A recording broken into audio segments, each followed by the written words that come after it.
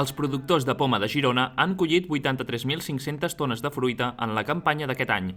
Les xifres d'aquest 2024 són similars a les dels altres anys, però destaquen perquè és la que té més varietats de poma produïda. La Golden Delicious i la Granny Smith han augmentat lleugerament respecte a 2023, mentre que les pomes Red Delicious i Royal Gala han baixat en producció respecte a la previsió.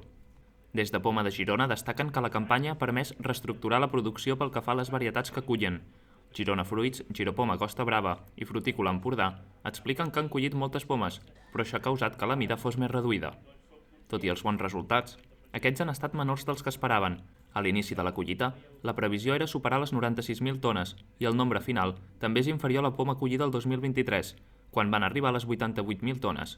Aprofitant el final de campanya, Poma de Girona ha premiat el cuiner Pep Noguer. De Noguer ressalten la defensa que fa dels productes locals i que ha treballat per protegir les denominacions d'origen.